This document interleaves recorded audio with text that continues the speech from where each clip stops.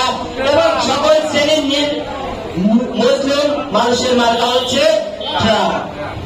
গণ অধিকার পরিষদে একটা যে কর্মী বান্ধব নেতা তৈরি করেছে আমাদের মহানগর উত্তরের দোকানদারি উপস্থিত আছে গণ অধিকার পরিষদের সংগ্রামী সভাপতি ঢাকা মহানগর উত্তরের মিজানুর রহমান ভূয়া ভাই এবং সাধারণ সম্পাদক আব্দুর রহমান। তাদের নেতৃত্বে মোহাম্মদপুর থানায় যে একটা যোগ্য নেতৃত্ব কমিটি যে গড়ে উঠেছে ইতিমধ্যে কিন্তু সেটা আপনারা প্রমাণ দিয়েছেন। যখন গণ অধিকার পরিষদের মহানগর থানার সাধারণ সম্পাদক যখন বক্তব্য দিল সেই জায়গায় কিন্তু আপনাদের স্লোগানের মাধ্যমে কিন্তু প্রমাণ পেয়েছে আতিকুল ইসলাম মিঠু ভাই এই মহানগরের একজন কর্মী বান্ধব নেতা। আমরা কিন্তু অন্যান্য রাজনৈতিক দলের মাধ্যমে প্রেসক্রিপশনের মাধ্যমে টাকার বৈশ্য অথবা টাকার ভিতরে আমরা কিন্তু কমিটি গঠন করি নাই। আপনারা আপনাদের নেতা কিন্তু নির্বাচিত করবেন। এই মহানগরে কয়টা ওয়ার্ড আছে? 5টা ওয়ার্ড আছে সম্ভবত। এই 5টা ওয়ার্ড আপনাদের প্রতি আহ্বান, 5টা ওয়ার্ডে আপনারা আগামী 1 মাসের মধ্যে 5টা ওয়ার্ডের কমিটি গঠন করবেন। এই গণ অধিকার পরিষদ আপনার এই থানায় এবং প্রত্যেকটা ওয়ার্ডে কোন অন্যায়, অবিচার, শোষণ, বৈষম্যের বিরুদ্ধে খুনি হিসাবে কাজ করবে। যদি কেউ মনে করে যে আওয়ামী সরকার দখলদারিত্ব দুর্নীতি করেছে, এখন নতুন কেউ দুর্নীতিবাজ দখলদারিত্ব করতে চায়, তাদেরকে আমরা বলতে চাই আপনারা গণভবনের চিত্র মনে রাখবেন। দুর্নীতি দখলদারিত্ব করে শাখা ছাড়া গণভবনে কিন্তু টিকে থাকতে পারে না। স্বৈরাচারকে আমরা গণভবন থেকে যেরকম ভাবে হটিয়েছি, এখনো যদি কেউ সেই রকম ভাবে দুর্নীতি দখলদারিত্ব করতে চায় তাদেরকেও হঠাৎ আমাদের সময় দেওয়ার মাত্র। মোহাম্মদপুর থানা গণ অধিকার পরিষদ ঢাকা মহানগর উত্তর কর্তৃক আয়োজিত আজকের এই পরিচিতি সভা এবং সাংগঠনিক আলোচনা সভায় উপস্থিত সবাইকে আন্তরিক শুভেচ্ছা ও ধন্যবাদ। রাজপথে আন্দোলন সংগ্রামের মধ্য দিয়ে গণ অধিকার পরিষদের জন্ম। গণ অধিকার পরিষদের জন্ম কিন্তু কোন চায়ের টেবিলে না, গণ অধিকার পরিষদের জন্ম কিন্তু সভা সেমিনারে না। রাজপথে আন্দোলন সংগ্রামের মধ্য দিয়ে গণ অধিকার পরিষদের জন্ম। গণ অধিকার পরিষদ 4টা মূলনীতি নিয়ে যাত্রা শুরু করেছে। গণতন্ত্র মানে কি?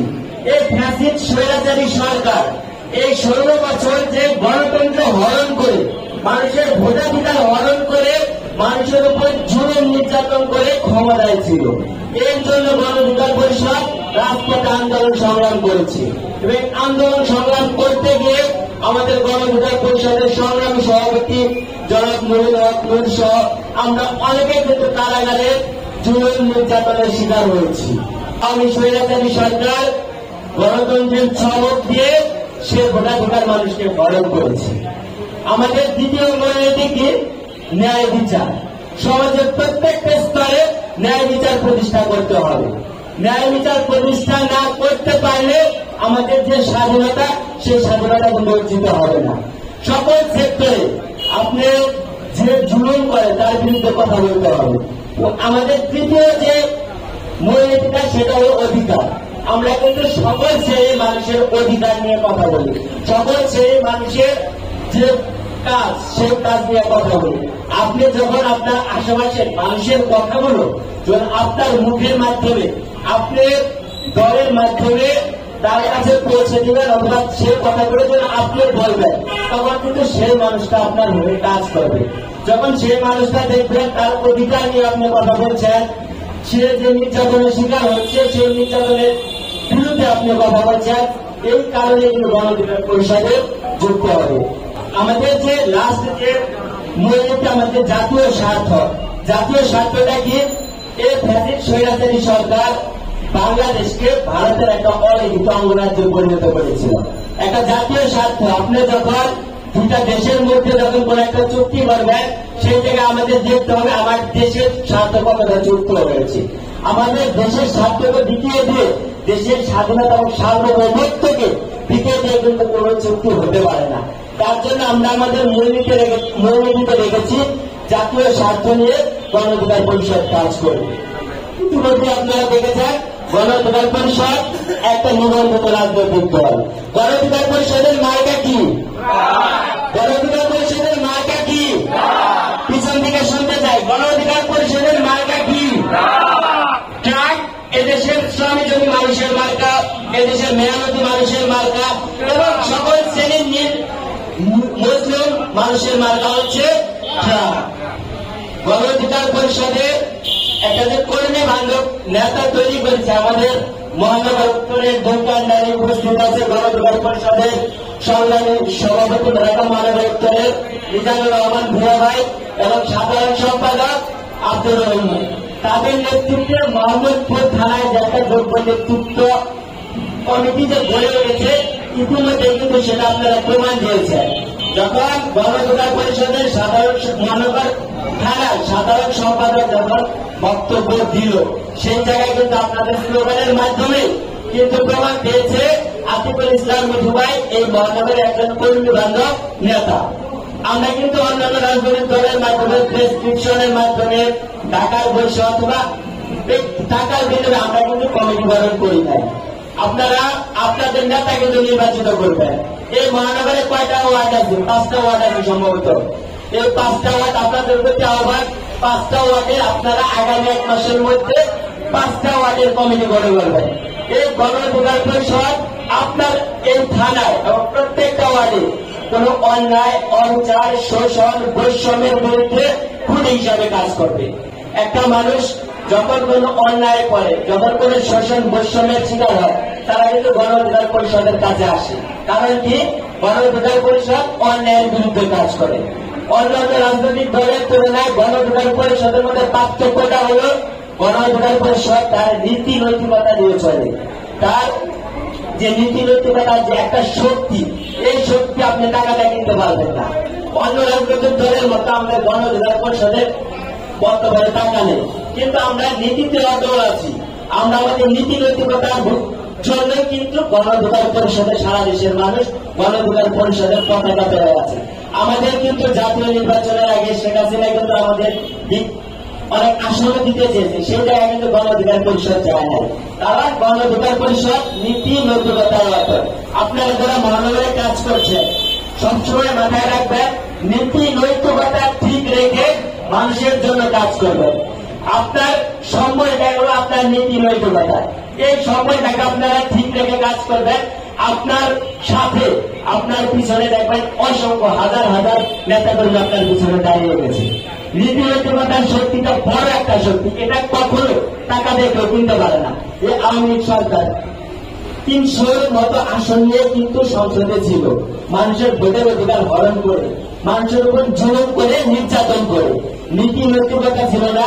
অন্য চাঁদাবাজি করতে, দখলদারিত্ব করছে আপনাদের এলাকায়। তারপরে কিন্তু 300 আসন নিয়ে কিন্তু টিকে থাকতে পারে নাই। টিকে থাকতে পারছে ভূমিকম্পতে যেমন বিল্ডিং ধসে পড়ে, আমি কিন্তু সেরকম ভাবে ধসে পড়ছি। আমরা কিন্তু এই আওয়ামী সরকারের নির্যাতনের শিকার হয়েও, যে কোন শিকার হয়ে কিন্তু আমরা মানুষের জন্য মানুষের কথাগুলো কিন্তু বলছি। আপনাদের প্রতি আহ্বান, আপনার এলাকায় যে অনিয়ম, অসঙ্গতি, দুর্নীতি, এর বিরুদ্ধে আপনারা কথা বলেন। আপনার আশেপাশের মানুষের কথাগুলো যখন আপনি বলবেন, ওই মানুষটা যখন দেখবে তার কথাগুলো, তার অধিকারের কথাগুলো আপনার মুখ থেকে আসে, তখন কিন্তু সেই মানুষগুলা আপনার কাঁধে কাঁধ মিলিয়ে, আপনার সাথে তাল মিলিয়ে আপনার হয়ে কাজ করবে, আপনার প্রতি কিন্তু কাজ করবে। তাই আপনাদের প্রতি আহ্বান, আপনারা নীতি নৈতিকতা বজায় রেখে আপনারা পথ চলবেন। এখনো কিন্তু বিভিন্ন জায়গায় শেখ হাসিনা পালিয়ে গেছে, তার পোষণটা কিন্তু এখনো দেশে আছে। তারা কিন্তু অনেক জায়গায় বিভিন্ন জায়গায় বিশৃঙ্খলা তৈরি করতে চায়, বিভিন্ন জায়গায় অন্যায় করতে চায়। তারা কিন্তু সুযোগের অপেক্ষায় আছে। আওয়ামী সরকারকে কিন্তু সুযোগ দেওয়া যাবে না, কারণ আওয়ামী সরকারের 15-16 বছরে যে ঘুমের রাজনীতি, যে দখলদারিত্বের রাজনীতি, যে মানুষের উপর নির্যাতনের রাজনীতি করেছে, এই রাজনীতি ফিরে আনা যাবে না। কারণ এই 24-এর গণ অভ্যুত্থান আন্দোলন আপনারা দেখেছেন, অসংখ্য মানুষ, অসংখ্য ভাই বোন শহীদ হয়েছে। এখনো হসপিটালে অসংখ্য মানুষ হাসপাতালে চিকিৎসাধীন অবস্থায় রয়েছে। আওয়ামী সরকার যে দখলদারিত্বের রাজনীতি করত, যে চাঁদাবাজির রাজনীতি করত, যে দুর্নীতির রাজনীতি করত, এখনো যদি সে দখলদারিত্ব, চাঁদাবাজি, দুর্নীতির রাজনীতি করতে চায়, আমরা কি সেগুলো মেনে নিতে পারবো? সেগুলোর বিরুদ্ধে কথা বলতে হবে। এমনকি এই দুর্নীতি যে কেউ কোন নব্য দখলদার, নব্য দুর্নীতিবাজ এগুলোকে কখনো প্রশ্রয় দেওয়া যাবে না। যদি কেউ মনে করে যে আওয়ামী সরকার দখলদারিত্ব দুর্নীতি করেছে, এখন নতুন কেউ দুর্নীতিবাজ দখলদারিত্ব করতে চায়, তাদেরকে আমরা বলতে চাই আপনারা গণভবনের চিত্র মনে রাখবেন। দুর্নীতি দখলদারিত্ব করে শেখ হাসিনা গণভবনে কিন্তু টিকে থাকতে পারে নাই। স্বৈরাচারকে আমরা গণভবন থেকে যেরকম ভাবে হটিয়েছি, এখনো যদি কেউ সেই রকম ভাবে দুর্নীতি দখলদারিত্ব করতে চায়, তাদেরকেও হটানো আমাদের সময় ব্যাপার মাত্র। আপনারা সবসময় নীতি নৈতিকতা নিয়ে কাজ করবেন, নীতি নৈতিকতা কেউ সামনে রেখে কাজ করবেন। আর ঢাকা মহানগর এর উত্তরে এর মোহাম্মদপুর যেহেতু এই এলাকায় আমাদের গণঅধিকার পরিষদ ঢাকা মহানগর উত্তরের সিনিয়র সহসভাপতি রাকিবুল ইসলাম কিন্তু বলেছে, এই এলাকায় কিন্তু সংসদ ভবন রয়েছে। তো আগামী সংসদ নির্বাচন এই এলাকাটা কিন্তু আপনাদের কাছে, সংসদের যে কোনো বাজেট পাস সব কিন্তু আপনাদের এই এলাকা থেকেই হয়। তো সেই জায়গায় এমনকি সারা দেশের সকল অঙ্গ কিন্তু এই সংসদ ভবনে আসে, তো আপনাদের কাছেই কিন্তু আসে। তো আপনারা এই জায়গায় কিন্তু স্থানীয় এবং সারা দেশে, এবং আপনাদের কাছে আরেকটা আহ্বান, আপনারা ঢাকায় যারা আছে সারা দেশের অসংখ্য নেতা কর্মী কিন্তু ঢাকায় আসে, আপনারা তাদের মেহমানদারিত্ব করবেন। কারণ আমরা এই জায়গায় যারা রয়েছি আমাদের সম্পর্ক কিন্তু 4 টেবিলে না। আমাদের সম্পর্কটা কোথায়? যখন আমরা শুনি ঢাকা মহানগরের মোহাম্মদপুরে আমার কোন সহযোদ্ধা অন্যায়ের বিরুদ্ধে কথা বলতে গিয়ে হামলার শিকার হয়েছে, ফ্যাসিস্টের বিরুদ্ধে কথা বলতে গিয়ে হামলার শিকার হয়েছে, তখন কিন্তু আমরা প্রেস ক্লাব বলেন আমাদের যা যা জায়গা থেকে রাজপথে আমার সহযোদ্ধার উপর যে হামলা হচ্ছে এর বিচারের দাবিতে কিন্তু আমরা রাজপথে দাঁড়িয়েছি। তো আমাদের সম্পর্কটা কিন্তু একজন আরেকজনকে বাঁচাতে গিয়ে, তো এই সম্পর্কটা কিন্তু কোনো 4 টেবিলে না, কেউ কিছু বলতে শেষ হয়ে যাবে।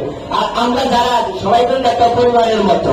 ঢাকাতে 50টা থানা রয়েছে, তো আপনারা শুধু মোহাম্মদপুরে না, আপনারা মোহাম্মদপুর থানা যারা আছেন, আপনারা বিভিন্ন মিরপুর থানা বলেন, বিভিন্ন জায়গায় যে থানা রয়েছে আপনারা ঘুরবেন। কারণ আমরা একটা পরিবারের মতো, গণঅধিকার পরিষদ এবং তার অঙ্গ সংগঠনগুলো রয়েছে একটা পরিবারের মতো। আপনি যদি আপনার আত্মীয়তার পরিচয় দেন, আত্মীয়তার পরিচয় কিন্তু বেশি দূর যাইতে পারবো না।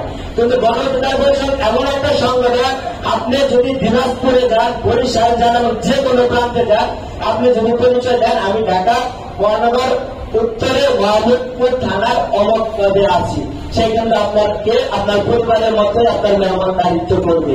দেশের যে কোনো প্রান্তে এবং দেশের বাইরে কিন্তু আমাদের সংগঠন প্রবাসী অধিকার পরিষদ কিন্তু কাজ করছে। তাই আমরা সকলে একটা পরিবার, এই পরিবারকে ভালো রাখার দায়িত্ব আমাদের সকলের। এই জায়গায় কেউ কখনো একা ভাববেন না, কখনো একা ভাববেন না। আমাদের বলছি যেহেতু ঢাকায় সবাই জায়গায় ঢাকায়, আপনি যে কোনো অন্যায় অনুচারে ঘুমতে কথা বলবেন, আপনি আপনার জায়গা থেকে নৈতিকতা জায়গা থেকে কথা বলবেন, এবং আপনি ভাবেন আপনার পিছনে সারা দেশে সকল শ্রেণীর মানুষ আপনার পাশে আছে, এবং গণঅধিকার পরিষদ আপনার পাশে আছে। যেহেতু গণঅধিকার পরিষদ এই জায়গায় আপনারা আহ্বান করছেন, আপনার গণঅধিকার পরিষদের পাশাপাশি আপনাদের একটা দায়িত্ব, আমাদের যে অঙ্গ সংগঠন ভাতৃপ্রতিম সংগঠনগুলো রয়েছে, ছাত্র অধিকার পরিষদ, যুব অধিকার পরিষদ, শ্রমিক অধিকার পরিষদ, পেশাজীবী অধিকার পরিষদ, যে কাজগুলো করছে এবং কার্যক্রম পরিচালিত হয়েছে, আপনারা সকলে মিলেমিশে যে কোনো জায়গায় চায়ের আড্ডা দিবেন, যে কোনো জায়গায় ঘুরতে যাবেন। আবার যেহেতু ঢাকার কার্যালয়টা যেহেতু কাছে পরিবারের, আপনারা প্রতিনিয়ত কার্যালয়ে যাবেন, আড্ডা দিবেন, বিভিন্ন সারা দেশ থেকে অসংখ্য মানুষ আসে, সেই জায়গায় আপনারা আপনাদের কথাগুলো বলবেন। আর যেহেতু ঢাকা থেকে আমরা থাকি সবসময়, আপনারা যে কোনো প্রোগ্রাম করবেন আমাদেরকে স্মরণ করে আপনারা আমাদেরকে পাবেন। তাই আমরা বলতে চাই, আগামীতে এই মোহাম্মদপুরের লোকজন যেন বলে গণঅধিকার পরিষদ যে কোনো অন্যায় অবিচার শোষণ বৈষম্যের বিরুদ্ধে কাজ করে, এবং সে যদি কোনো অন্যায়ের শিকার হয় মোহাম্মদপুরের জনগণ সে গণঅধিকার পরিষদকে যেন ভরসা করে আপনাদের কাছে যেন আসা, এবং সে যেন তার বিচারটা পায়, সেই লক্ষ্যে আপনারা কাজ করবেন। আপনারা প্রত্যেকটা আমাদের বলছি, যেহেতু গণঅধিকার পরিষদ এখন একটা নিবন্ধিত রাজনৈতিক দল, সারা দেশে 300 আসনে গণঅধিকার পরিষদ প্রার্থী দেবে, এবং আপনারা ইতিমধ্যে দেখেছেন ঢাকা মহানগর উত্তর দক্ষিণ সিটি কর্পোরেশন এবং কাউন্সিলর সকলের কিন্তু বিলুপ্ত করা হয়েছে, এবং নতুন সামনে নির্বাচন হবে। যদি সামনে নির্বাচন হয়, আমরা কি মোহাম্মদপুর এলাকার সিটি কাউন্সিলিং আমরা দিব না? তো আপনারা কি সেই জায়গায় আপনারা কাজ করবেন না? তো ওয়ার্ড কাউন্সিলর পদে আপনারা নির্বাচন করবেন না? তো সিটি কর্পোরেশন আপনারা নির্বাচন করবেন না, তো একটা নির্বাচন করতে গেলে আপনার আশেপাশে লোকগুলোকে ঐক্যবদ্ধ হয়, মানুষের কাছে যাইতে হয়, মানুষের দুয়ারে দুয়ারে যেতে হয়। তো সেই লক্ষ্যে আপনারা কাজ করে আমরা যেন এই মোহাম্মদপুরে যে কয়টা ওয়ার্ড আছে আগামী সিটি কর্পোরেশন নির্বাচনে প্রত্যেকটা ওয়ার্ডে যেন গণ অধিকার পরিষদ বিজয়ী হতে পারে, সেই লক্ষ্যে আপনারা কাজ করবেন এবং মানুষের অধিকার নিয়ে গণ অধিকার পরিষদ কাজ করবে। ধন্যবাদ সবাইকে।